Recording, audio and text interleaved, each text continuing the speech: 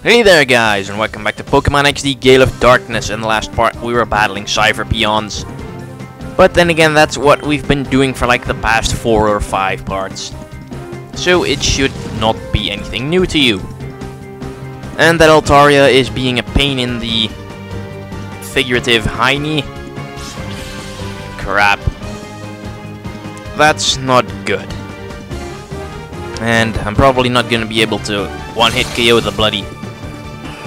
Huh, I was sure I was targeting Vileplume with that. Oh well, this works too. Now let's just hope that Vileplume doesn't start spamming Sleep Powder. Snore, why the hell would Ursaring want to learn Snore? That's like the most useless move ever. Apart from like Poison Gas and Poison Powder. Those are incredibly useless too. I mean, pretty much every single Pokemon can learn Toxic, which is always superior to Poison Gas and Poison Powder. So those two moves are absolutely useless and should never ever be used by anyone. Just letting you know. Alright, so this one is vanquished. Let's just get a move on. I'm still pissed about taking out that Shadow Hitmonlee in the previous video. Frickin' Shadow Half. Who comes up with a stupid move idea like that? And my Pokemon are all kinda banged up, so that's not good either. Why the hell am I switching Houndoom up front? Oh yeah, I have revives. Let's do that. Alright, don't need to heal him up because... you know, the opponents don't really tend to damage my Pokemon that much. What's in here? 3 rare candies! Now that's what I call a worthwhile item box. How many of those do I have anyway? 3. Okay. Houndoom! Get leveled up to 44.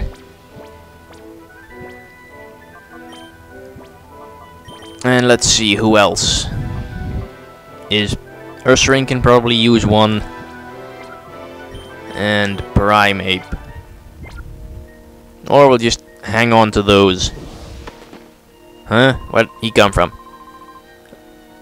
Okay, so he traps you as you walk out. Okay, that makes sense. Cypher Peon Gromlet. Why does the scenery still look like the volcano when we're not inside the volcano anymore? Anyways, Bayonet and Sableye.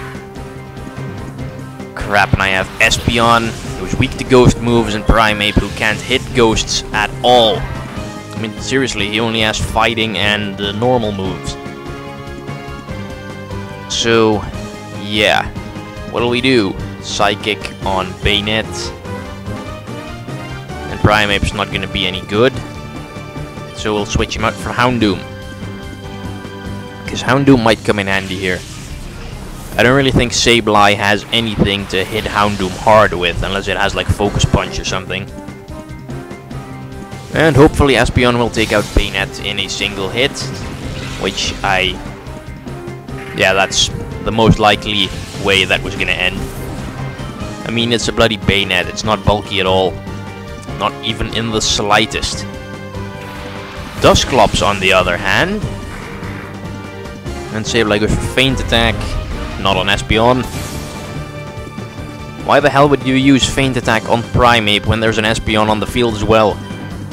Seriously, you're such a dumbass. Okay, let's Psychic the Dusclops. So that's obviously not gonna take it out because Dusclops is bulky, but wow, that still did a lot. Much more than I expected. And Flamethrower on Sableye. Must be because Dusclops has like pathetic HP. I mean, yeah, he's a pretty good wall. He has like 130 in both defenses, but then he has like 45 or 50 HP or something, and that's just really pathetic. And his last Pokemon, or I think it's his last one, is Crobat, which dies to Psychic easily. Oh crap. That's not good. Ah, Crobat's level 44, that's totally gonna outspeed and kill off Espeon. Please on Houndoom, please on Houndoom. Oh, is that so much to ask? through you, game. Alright, Ampharos, you're up. Because Ampharos is the only other one that can probably deal with Crobat easily. Houndoom, Feint Attack, work here. Dark Magic, and whack that Dusclops. Nice. Alright, he had one other Pokemon remaining, so what is it? A Wailord. Whoa, that thing's big. Okay. Thunderbolt on Wailord and Flamethrower on Crobat. A little change of plans. Can't have Wailord running around if I have Houndoom on the field now, can we?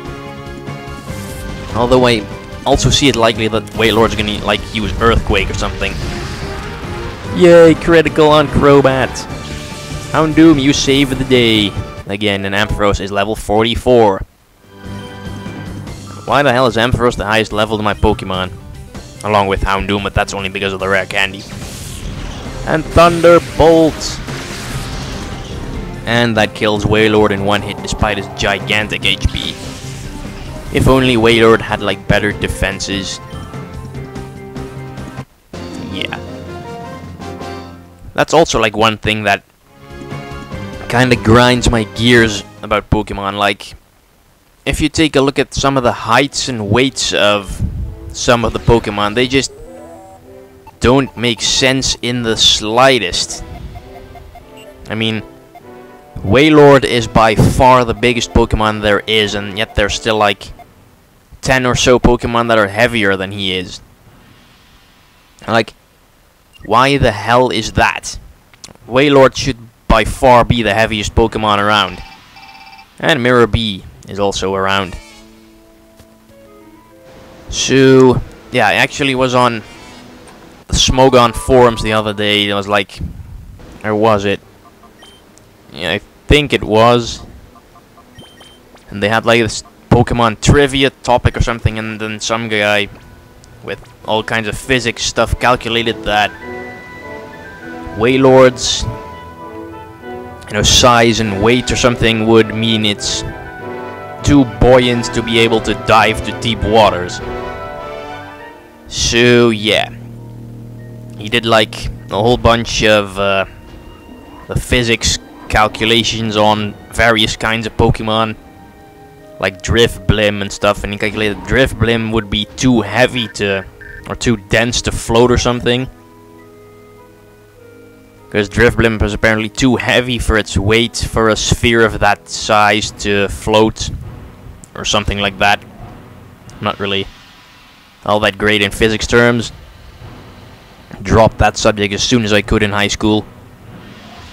But yeah, Wailord is too buoyant to dive. And yet his Pokédex says that he dives up to like 10 miles below the ocean surface. So yeah, hooray Pokemon for defying the laws of physics. Yeah. That's also another thing. I was playing Pokemon Stadium the other day. And you know, in Pokemon Stadium, when the Pokemon faint, you hear like this massive thud when they hit the ground in their fainting animation if they're like heavy. And Alakazam has like a really heavy thud when it hits the ground, and Kadabra like only has a little poof, and that's really weird considering Kadabra is heavier than Alakazam. Yeah, Pokemon Stadium designers, you were lazy. Anyways, another Cypher Peon, Geftal. Alright, bring it on. Lantern and Magneton. Crap, where's my ground type when I need one? Who do we have up front anyway? Primeape and Ampharos. So yeah, Ampharos is gonna be real helpful. At least Primeape can like cross-chop the Magneton. And yeah, Body Slam's really all we can do against Lantern. I need a grass type or a ground type. Marowak, maybe. I think there's a Shadow Marowak coming up. Or a Dugtrio. And next is Lickitung. That has to be the Shadow Lickitung I saw on the monitor. Yes, it is. Yeah, Shadow Lickitung. Why are you flailing around your tongue like that? That makes me feel uneasy. But I bet you're arousing all the female viewers right now. Yeah. And I was like playing Pokemon on my DS the other day. And my mom was like walking around with a vacuum cleaner and like, what game are you playing?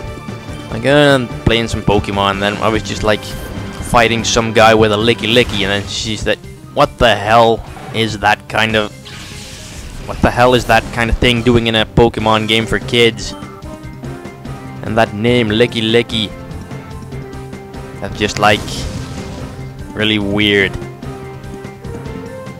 But yes, enough about Lickitung and Licky and their apparent disgustiveness. Is that even a word? Not sure it is, but I'm just making up words as I go along. That's how I roll. Alright. Let's just Thunder Wave and Body Slam him, see where that takes us. I mean, that thing's surprisingly bulky. I mean, Lickitung doesn't even have all that great stats. I think he has like less than 70 in pretty much everything except HP. Unfortunately, Confusion hacks next Ampharos. So, Houndoom, you are up next.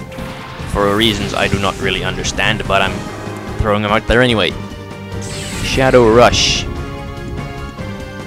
Okay, that's a really weird animation and surprisingly strong. But then again, Primeape has the bulk of a paper towel, so that's pretty understandable. And I might be in a bit of a situation here. I mean, I only have Ursaring and Houndoom left. Houndoom's pretty weakened already. And that Shadow Hitmonchan, which I still carry around for no particular reason. But at least maybe the Charm should take the bite out of this Lickitung. And Metal Claw should whittle it down. Yeah, I guess that's about capturing range. Oh, and an attack boost. Nice. Okay, Shadow Rush, crazy tongue flip, go! And that did nothing. Courtesy of Houndoom's charm. Ah, yes, Houndoom, you're so weird. In one video, you're the symbol of the devil getting 666 experience points, and the next you're charming giant lizards with sticky tongues. Houndoom, you're kind of messed up if you look at it like that. But anyways, let's see if we can capture this thing. 3. And we have Lickitung. All the ladies will be happy now. Anyways, I'd say that's about all for this part of Pokemon XD Gale of Darkness. Hope you liked it. Thanks for watching, and I'll see you guys in the next episode. So, bye-bye.